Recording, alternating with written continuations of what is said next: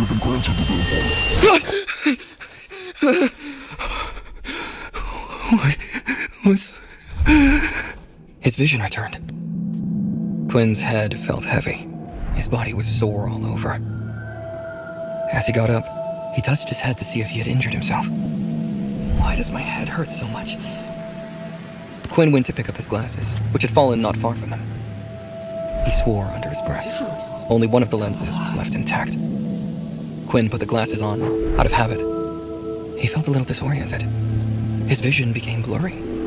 He took them off. His vision only turned hazy when he had the glasses on. Wow. What's going on here? Quinn rushed to his desk to grab a pencil.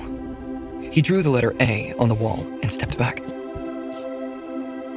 He moved back until his back hit the wall on the other side of the room. He could still see the A clearly. What?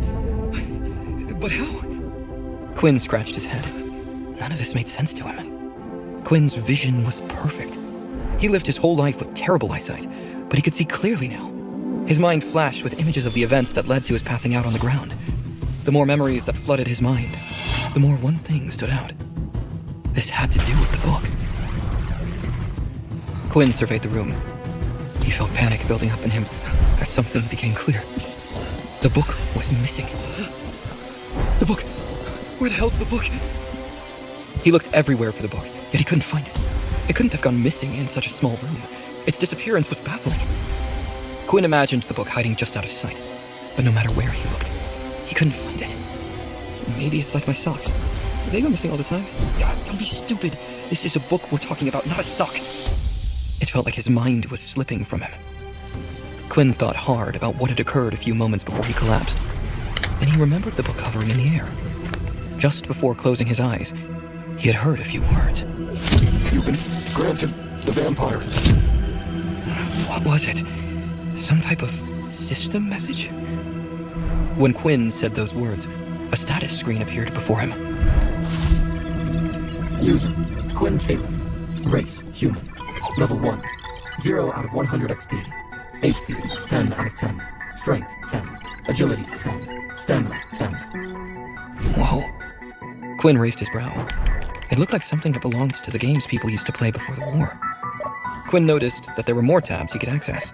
All he had to do was think about wanting to see what those tabs were. The screen switched to the Skills tab. Skills. 0 skill points available. Skill locked. Skill locked.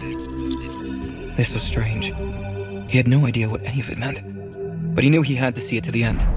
He had nothing else going on in his life. No friends. No family. Whatever this was, it was the first break he ever got. Quinn continued to explore this strange system, looking for clues. The Skills tab didn't give him any new information. Everything looked inaccessible, so he quickly moved on to the next tab. Shop.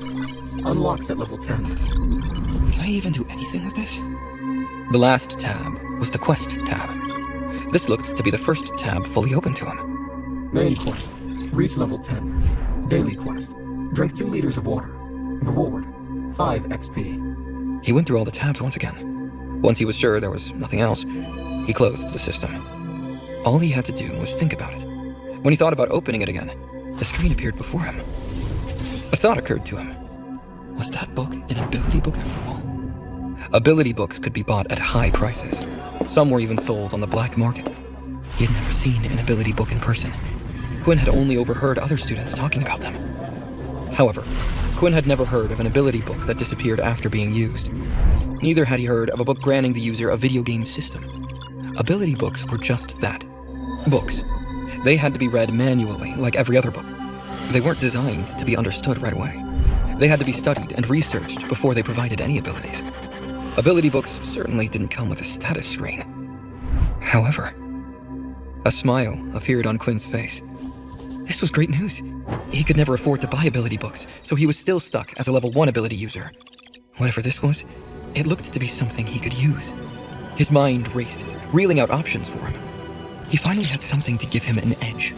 Something he could practice. He needed to figure out what ability came with the book. There was only one way to start. Water bending. Quinn pointed at the kitchen sink. He expected water to gush from the tap at his command. Nothing happened. That's okay. I'll try something else. Quinn! Quinn raised a hand, trying to move a cup off the counter. Once again, nothing happened.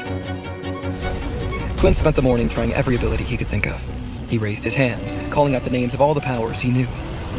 None of them worked. What the hell is this useless thing? Quinn gave it some thought. Was this really a game system? Perhaps if he completed the quests, he would get stronger and unlock more skills. He remembered students in school talking about these kinds of old games. Some of them still had these antiques sitting in their homes. Maybe it was his mistake. He was treating it like an ordinary ability book when clearly it was not. Ability books didn't just disappear, for one thing. Ability books specialized in one ability.